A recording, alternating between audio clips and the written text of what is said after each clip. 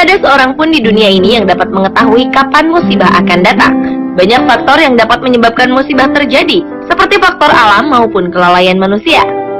Beberapa waktu lalu di beberapa wilayah di Indonesia pernah terjadi musibah jebolnya beberapa tanggul atau bendungan. Peristiwa itu bukan saja membuat para korban selamat harus dievakuasi, namun juga menimbulkan korban jiwa dan kerugian material. Dari sekian banyak peristiwa jebolnya tanggul, berikut kami paparkan 7 di antaranya yang mungkin bisa menjadi pelajaran untuk kita agar peristiwa serupa tidak terjadi lagi. Inilah 7 peristiwa bendungan jebol di Indonesia versi on the spot.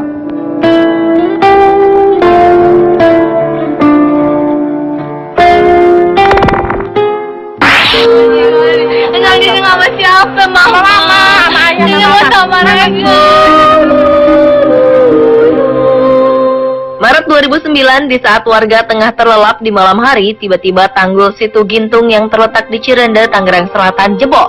Ratusan rumah warga hingga radius kilometer luluh lantak oleh aliran air bak tsunami kecil. Menurut sejumlah saksi mata, pada pukul 12 malam, tanggul sudah mulai retak.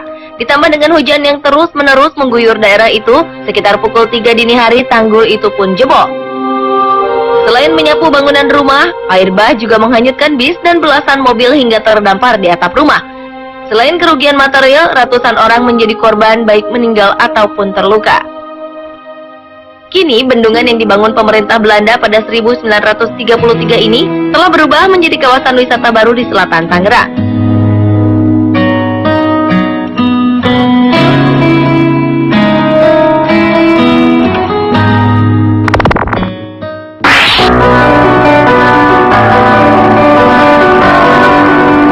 Tanggal 17 Januari 2013 lalu terjadi banjir serentak di berbagai kawasan di Jakarta. Ibu kota pun mengalami kelumpuhan total. Selain aktivitas warga menjadi terhambat, hujan yang terus-menerus turun telah mengakibatkan tanggul banjir Kanal Barat atau BKB jebol. Penyebab jebolnya tanggul yang berada di kawasan Jalan Latuhar Hari Menteng, Jakarta Pusat ini karena daerah tersebut merupakan bagian hulu dari BKB, sehingga terjangan air paling kuat terjadi di tempat itu. Selain itu, ketinggian tanggul di kawasan tersebut belum diganti dengan tanggul yang baru. Peristiwa itu mengakibatkan terputusnya jalur rel kereta api jurusan stasiun kota. Selain itu, akibat terjangan air bah tersebut melanda sebuah gedung perkantoran yang berada di dekat lokasi kejadian, 4 orang menjadi korban. 2 diantaranya selamat, sementara 2 orang lain yang meninggal. Kini, kondisi tanggul banjir Kanal Barat sudah diperbaiki untuk mencegah agar banjir 17 Januari 2013 lalu tidak terulang lagi.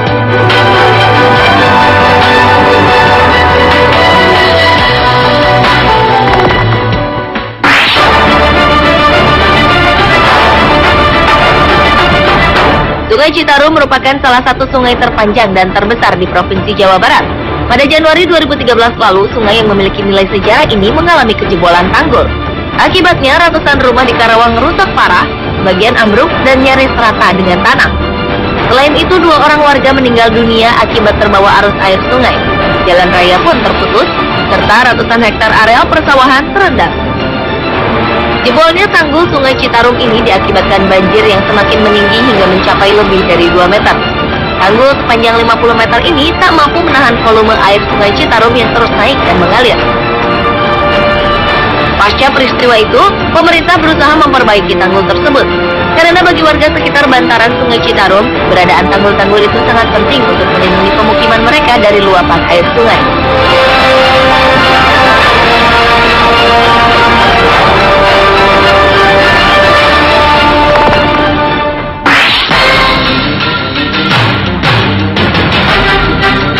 Awal 2013, warga Siwologo, Bungatan, Situbondo, Jawa Timur mengalami kepanikan ketika air mengalir begitu deras di area pemukiman mereka.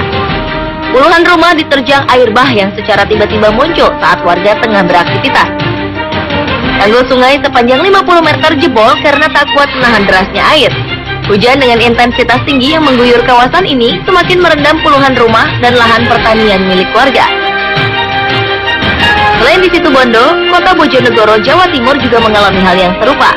Hujan deras selama 3 jam telah membuat tanggul Sungai Merkuris jebol. Akibatnya 4 desa terendam, jalanan tergenang air yang menyulitkan para pengendara, dan warga desa terancam gagal panen.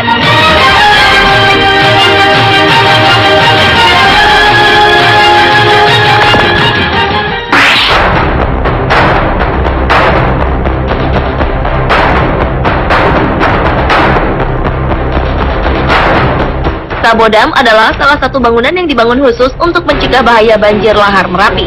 Namun pada tahun 2011 lalu, Sabodam yang berada di kota Magelang, Jawa Tengah diterjang banjir lahar dingin. 67 Sabodam yang berada di 12 sungai berhulu di sekitar Gunung Merapi mengalami kerusakan total. Sabodam yang dibangun tahun 1980-an ini menyimpan ribuan meter kubik material hasil erupsi Gunung Merapi.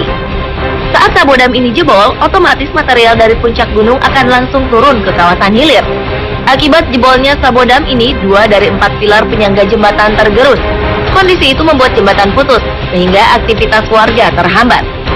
Setelah Sabodam jebol, pemerintah Kabupaten Sleman terus melakukan perbaikan guna mengantisipasi kemungkinan banjir lahar dingin.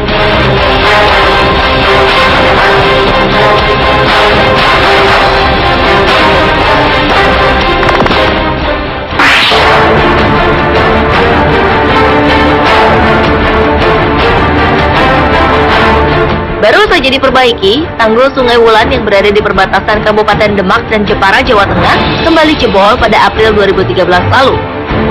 Tanggul setinggi 6 meter tersebut jebol sepanjang 30 meter akibat tak kuat menahan derasnya debit air sungai. Ratusan rumah di dekat lokasi kejadian pun terendam banjir hingga ketinggian lebih dari 1 meter. 12 desa terendam dan akses jalan juga terputus total karena tertutup banjir. Saat peristiwa terjadi, dengan peralatan seadanya, sejumlah warga mengungsi.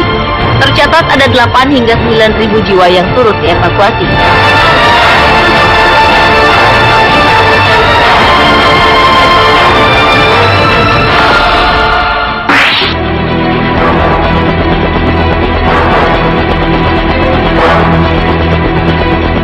Daerah Pondok Gede Permai, Bekasi ternyata pernah tidak luput dari hantaman air bah. Pada bulan Februari 2013 lalu, lebih dari 1.300 rumah warga terendam dan ribuan orang dievakuasi ketika banjir setinggi 3-4 meter melanda kompleks perumahan tersebut. Banjir yang melanda perumahan Pondok Gede Permai ini diakibatkan oleh tanggul sementara yang membatasi Kali Bekasi jebol. Peristiwa itu terjadi akibat tidak kuatnya tanggul menahan arus Kali Bekasi. Meskipun tim SAR bekerja keras untuk mengevakuasi korban, namun tak sedikit warga yang sempat menolak dievakuasi saat itu. Mereka bertahan dengan alasan menjaga harta bendanya. Pemirsa, itulah 7 peristiwa bendungan jebol di Indonesia versi On The Spot.